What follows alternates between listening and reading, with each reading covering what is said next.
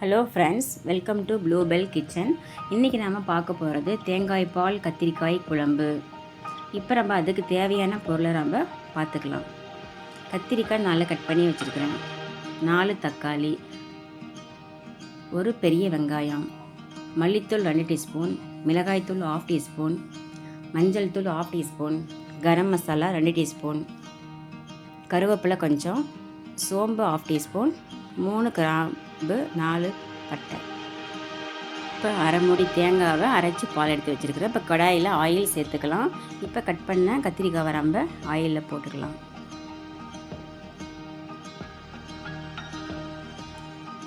இப்போ ஆயிலில் கத்திரிக்காவை நம்ம நல்லா வதக்கி விட்டுக்கலாம்.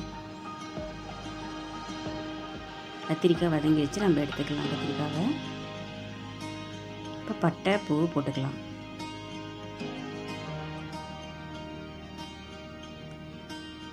இப்போ சோம்பு கொஞ்சம் போட்டுக்கலாம்.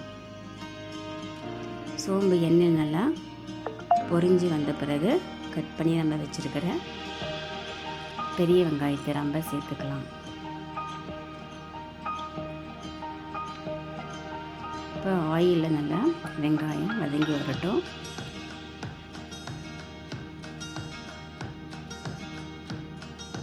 இப்போ வெங்காயம் நல்லா வதங்கிடுச்சு. இப்போ கட் பண்ணி வச்சுருக்கிற தக்காளி நம்ம சேர்த்துக்கலாம். இப்போ வெங்காயமும் தக்காளியும் நல்லா கிளறி விட்டுக்கலாம்.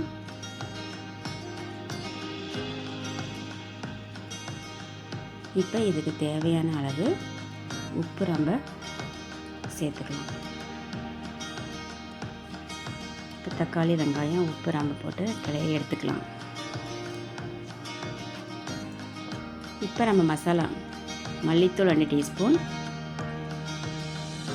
மிளகாய்த்தூள் 1/2 டீஸ்பூன், மஞ்சள் தூள் 1/2 டீஸ்பூன், கரம் மசாலா 2 டீஸ்பூன் போட்டு நம்ம நல்லா கிளறி விட்டுக்கலாம். வெங்காயம் தக்காளி மசாலா நல்லா வதங்கி வரட்டும். கொஞ்சம் தேவையான அளவு தண்ணி சேர்த்துக்கலாம்.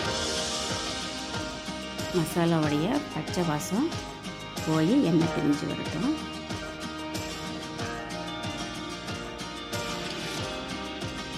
இப்போ எண்ணெய் பிரிஞ்சு வந்தோடனே நம்ம வதக்கி வச்சுருக்கிற நம்ம கத்திரிக்காவை நம்ம சேர்த்துக்கலாம்.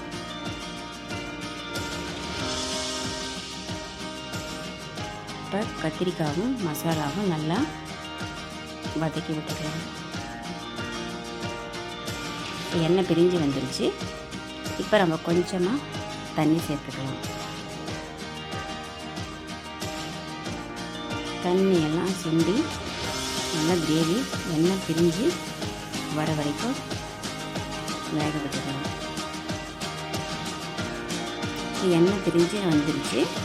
இப்போ நம்ம அரைச்சி எடுத்து வச்சுருக்கிற தேங்காய் பாலை நம்ம சேர்த்துக்கலாம். இப்போ அடுப்பை சிம்மில் வச்சுக்கோங்க. இப்போ நல்லா கிளறி விடுங்க.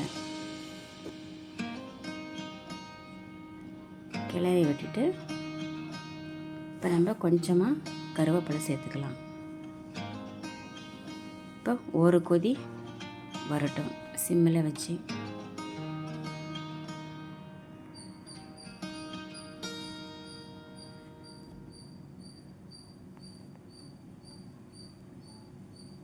மூடி போட்டு வச்சுருங்க. இப்போ நமக்கு கிரேவி ரெடி ஆயிடுச்சு. இப்போ தேங்காய் பால் கத்திரிக்காய் குழம்பு ரெடி. இந்த வீடியோ உங்களுக்கு பிடிச்சிருந்தா லைக் பண்ணுங்கள், ஷேர் பண்ணுங்கள், சப்ஸ்கிரைப் பண்ணுங்கள். தேங்க்யூ ஃபார் வாட்சிங்.